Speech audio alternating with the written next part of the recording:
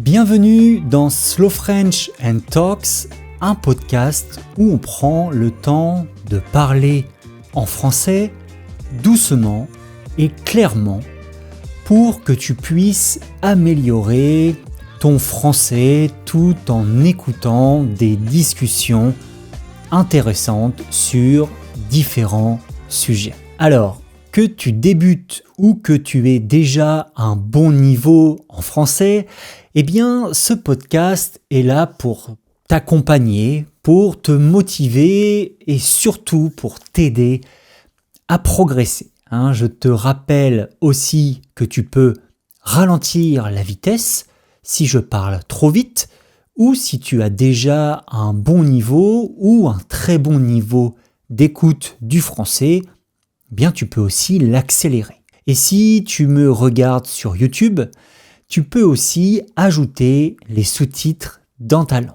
Tu peux aussi m'écouter sur Spotify et sur Apple Podcast. N'oublie pas d'ailleurs de t'abonner pour ne rater aucun épisode. Et si le contenu te plaît, laisse un avis. Franchement, ça m'aide énormément. Alors, aujourd'hui, pour ce premier épisode intitulé « Oser apprendre une langue étrangère », on va voir ensemble ce que ça veut dire vraiment d'oser apprendre une nouvelle langue. En fait, apprendre une langue étrangère, c'est souvent vu comme un gros défi. Il y a une peur de l'inconnu, la crainte de ne pas réussir ou même l'angoisse de faire des erreurs. Mais oser, c'est justement avoir le courage de dépasser ses peurs, de sortir de ta zone de confort pour t'ouvrir à une nouvelle culture, une nouvelle façon de voir les choses. Oser apprendre une langue, c'est aussi accepter que ce chemin ne sera pas toujours facile, mais que chaque petit pas en avant, c'est déjà une victoire, et parfois même une énorme victoire.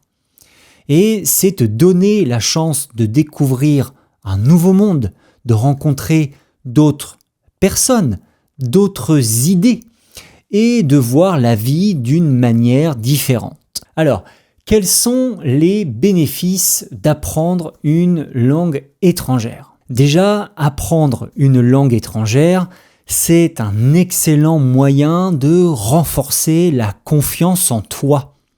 Chaque petite étape, comme comprendre une nouvelle phrase ou tout simplement réussir une conversation simple, te montre que tu es capable de t'exprimer dans une autre langue que la tienne, une autre langue que ta langue maternelle, ce qui te motive évidemment à continuer. Imagine-toi en train de voyager en France ou au Québec par exemple, et pour la première fois, tu commandes un café en français. Alors, ce genre de moment, même si c'est un moment très simple, ça va vraiment booster ta confiance et te pousser à aller encore plus loin. Bah ouais, parce que plus tu vas progresser, plus tu vas te sentir capable de relever des défis, des nouveaux défis, et cette confiance, elle va se répercuter sur d'autres aspects de ta vie. Apprendre une langue, c'est bien plus que maîtriser des mots et des phrases. Bien évidemment, en réalité, c'est accéder à une culture différente. Quand tu apprends le français, par exemple, il existe évidemment d'autres langues, tu vas t'immerger dans une histoire très riche, une littérature magnifique et des expressions uniques qui vont en fait ajouter une profondeur incroyable, énorme à la langue. Pourquoi ? Parce que en fait, chaque langue est une variété vers une manière unique de voir le monde. Certaines expressions en français comme « il pleut des cordes » ou « avoir un coup de foudre » sont non seulement des mots, évidemment, mais aussi des reflets de la culture et de l'histoire française. Parler une autre langue te permet de tisser des liens profonds avec des personnes de cultures différentes. Je parlais justement de la culture juste avant. En fait, cela va changer complètement ton expérience lorsque tu voyages. Ça va te permettre de créer des relations authentiques, parfois, souvent même, et de vivre des moments uniques. Parler la langue locale, ça brise immédiatement les barrières et ça te connecte à la culture d'une manière bien plus intime. Et ces connexions peuvent même influencer la direction de ta vie, te faisant découvrir des nouvelles passions ou ça peut aussi t'ouvrir des portes vers des opportunités que tu n'aurais jamais envisagées avant d'apprendre une nouvelle langue. En plus de ça, parler plusieurs langues, ça te donne un sens d'appartenance à une communauté mondiale. Ça te connecte à quelque chose de plus grand que toi. Et puis, dans un monde globalisé, parler plusieurs langues, c'est vraiment un atout considérable sur le marché du travail. Prenons le français, par exemple, au hasard. C'est une langue officielle dans de nombreux pays et organisations internationales. Ça peut vraiment te rendre beaucoup plus attractif sur le marché du travail pour les employeurs, que ce soit dans la diplomatie, le commerce international ou des ONG. Le français, c'est également la langue de nombreuses multinationales, notamment dans le secteur du luxe, de l'aéronautique et de l'énergie. D'ailleurs, si tu te présentes à un entretien pour un poste dans une entreprise avec des partenaires en France ou en Afrique francophone par exemple, parler français pourrait te démarquer comme le candidat idéal en fait. Et cela te permet également d'accéder à une variété de ressources, des œuvres littéraires aux recherches scientifiques, ce qui peut te permettre vraiment d'élargir tes horizons personnels et professionnels. Alors bien sûr, apprendre une langue, c'est une aventure enrichissante, mais c'est pas facile. Le faire, ça comporte un lot de défis importants et ces obstacles peuvent sembler décourageants, mais en les comprenant et en les surmontant, tu pourras non seulement progresser, mais aussi apprécier davantage ton parcours d'apprentissage. L'un des plus grands obstacles à l'apprentissage des langues, c'est la peur de faire des erreurs. Cette peur, elle est bien réelle et elle peut être parfois, paralysante, te conduisant à éviter les situations où tu pourrais pratiquer la langue. Et ça serait vraiment dommage. Pourtant, ces erreurs sont indispensables pour progresser. Alors, un peu comme un enfant qui apprend à marcher, chaque chute qu'il va faire, c'est une étape vers la réussite. Et chaque erreur que tu fais en apprenant une langue, c'est pas un échec. Ce n'est pas un échec, mais c'est une occasion d'apprendre et de t'améliorer. Plus tu fais d'erreurs, plus tu progresses. C'est pas très compliqué.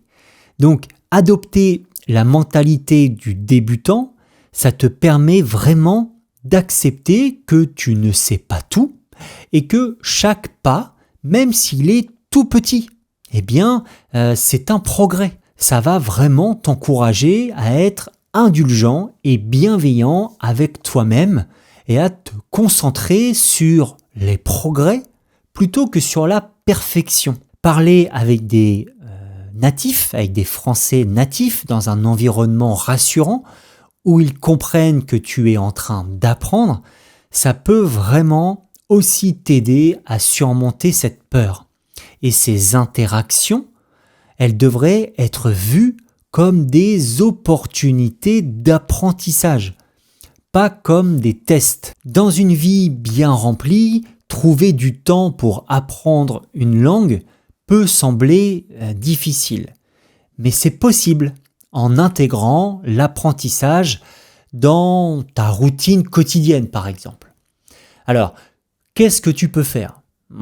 Tout simplement, tu peux écouter des podcasts en français pendant tes trajets ou consacrer quelques minutes chaque jour, le matin ou le soir, et ça peut vraiment avoir un impact significatif sur le long terme. La régularité dans ton apprentissage, c'est la clé.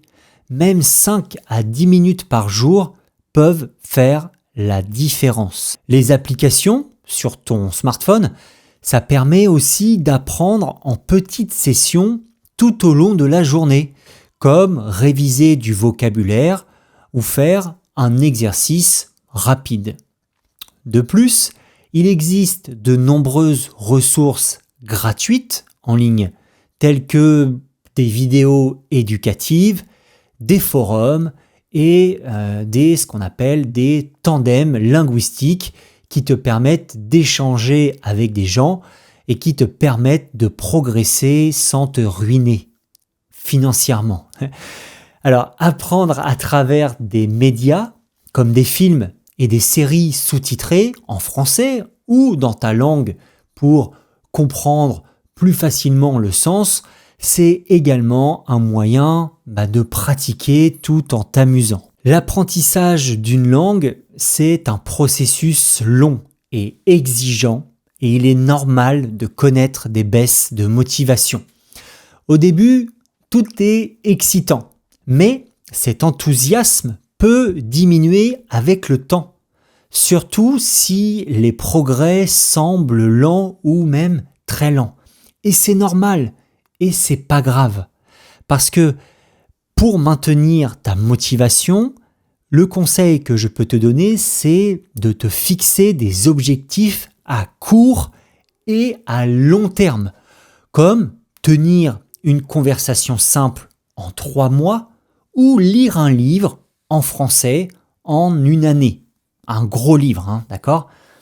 Chaque petite victoire va te rappeler que tu avances. Et célébrer ses succès, comme comprendre une chanson ou réussir un exercice, te donnera l'énergie de continuer.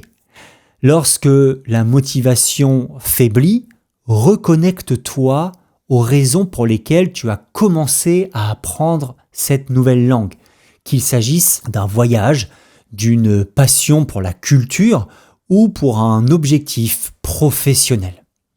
Et pour rendre l'apprentissage plus agréable, trouve des activités en français qui te passionnent, comme suivre des recettes ou regarder des séries que tu aimes. Cela va transformer l'apprentissage en un plaisir plutôt qu'une corvée. D'ailleurs, je sais à quel point il peut être difficile d'apprendre une nouvelle langue et surtout de parler français. Et c'est pour ça que j'ai créé un workbook que j'ai appelé le vrai French de conversation. Et en fait, dans ce workbook, tu vas retrouver 6 dialogues de français natif et beaucoup de découvertes culturelles.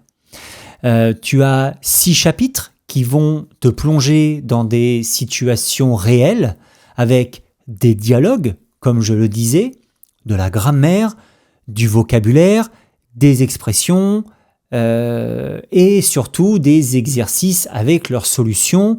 Alors, je te mets le lien pour le télécharger dans la description de cet épisode. Le workbook est à 5 € et il est à moins 50% en ce moment. L'idée d'apprendre une nouvelle langue peut parfois sembler écrasante, mais le plus important est de se lancer, même par des petites actions. Il ne faut pas attendre le moment parfait ou avoir tout le temps du monde pour commencer. En prenant des petites initiatives, comme apprendre 5 nouveaux mots par jour ou écouter une chanson en français tous les matins, tu vas te familiariser progressivement avec la langue. Ces petites actions accumulées vont faire une grande différence à long terme. Par exemple, regarder des films ou des séries télé en français avec les sous-titres ou pas d'ailleurs, eh bien ça t'aidera à te plonger dans la langue sans pression, sans stress. Et chaque petit effort compte et c'est ainsi que tu bâtis les bases solides de ton apprentissage. Pour rester motivé, il est essentiel vraiment de te fixer des objectifs clairs et atteignables. Par exemple, vise à tenir une conversation d'ici 3 mois. Comme je te le disais tout à l'heure, tu peux aussi essayer de lire un livre par an ou tous les 6 mois. Et pour y parvenir, tu te concentres sur le vocabulaire de base et sur les phrases courantes. Pour le livre, eh bien, commence avec un livre adapté à ton niveau.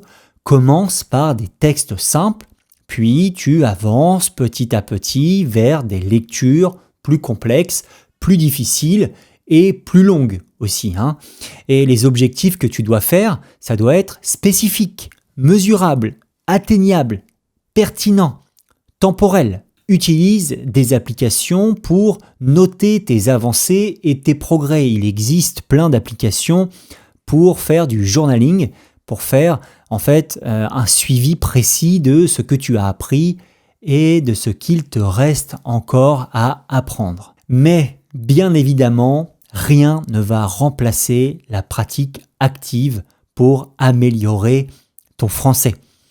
Participer à des échanges linguistiques, que ce soit en ligne, en visioconférence ou en personne, c'est très important, c'est crucial. Ces échanges vont te permettre de pratiquer le français dans un contexte réel, de manière authentique. En ligne, il existe de nombreuses plateformes qui mettent en relation des personnes qui souhaitent apprendre mutuellement leur langue respective. Cela peut te donner l'occasion d'apprendre dans un contexte interactif et de pratiquer des vraies conversations. Et les échanges en présentiel, dans la vraie vie, si je peux dire, sont aussi très bénéfiques car ils permettent de rencontrer d'autres apprenants et surtout de partager des expériences. Alors, comme je te le disais tout à l'heure, les erreurs font naturellement partie du processus d'apprentissage. Il est essentiel de ne pas les voir comme des échecs, mais comme des opportunités d'apprentissage. Retiens ça, s'il te plaît, c'est très important. Puisque apprendre une langue, c'est un parcours semé d'erreurs. Tu vas en faire beaucoup. Et quand j'apprends l'anglais, je fais aussi beaucoup d'erreurs. Et c'est vraiment important de cultiver un état d'esprit positif, d'accepter les erreurs comme faisant partie du jeu. Même les natifs font des erreurs, évidemment. Donc, sois indulgent avec toi-même. Ce qui compte, c'est de continuer à avancer malgré les erreurs, car avec le temps, elles deviendront bien sûr moins fréquentes et chaque leçon que tu vas apprendre va renforcer ta confiance. Et ça, c'est vraiment un sentiment super agréable. Maintenant que tu connais les bénéfices et les défis, je t'encourage à passer à l'action. Que tu sois débutant ou avancé, il y a toujours un petit pas que tu peux faire pour progresser. Commence dès aujourd'hui, là, tout de suite, à la fin de ce podcast. Que ce soit en apprenant des nouveaux mots, en regardant un film en français ou en rejoignant un groupe de discussion. L'important, c'est de ne pas attendre. Vas-y, fonce, Chaque jour, c'est une nouvelle occasion d'apprendre. Je te conseille aussi de prendre un moment pour réfléchir à tes objectifs d'apprentissage et à planifier tes prochaines étapes. Fixe-toi des objectifs clairs et atteignables pour rester concentré et motivé. Trouve des moyens créatifs pour rendre l'apprentissage amusant, comme suivre un blog ou une chaîne YouTube, comme apprendre le French in English, évidemment, ou tenir un journal. Et surtout, n'oublie pas, et ça c'est aussi très important, de célébrer chaque petite victoire, puisque chaque progrès mérite d'être reconnu. Alors, on arrive à la fin de cet épisode du podcast Slow French and Talks, le premier épisode, et je voudrais le finir avec une citation de Federico Fellini qui dit « Une langue différente est une vision différente de la vie ». Chaque langue que tu apprends va t'ouvrir une nouvelle fenêtre sur le monde, ce qui va te permettre de voir les choses sous un nouvel angle. Si tu es arrivé au bout de ce podcast, eh bien, je te remercie d'avoir écouté et je te félicite d'avoir tout écouté. J'espère qu'il t'inspire et qu'il va t'inspirer à continuer ou à commencer ton apprentissage du français ou d'une autre langue. Peu importe, toutes les langues sont belles. N'oublie pas de t'abonner au podcast ou à ma chaîne YouTube pour ne pas manquer les prochains épisodes. Et si cet épisode t'a plu, laisse un avis, mets-moi 5 étoiles, ça prend 5 minutes, cela m'aide énormément. À très bientôt pour un nouvel épisode. Continue d'oser, d'apprendre et de découvrir tout ce que le français ou les autres magnifiques langues ont à t'offrir. À la prochaine. Bye bye.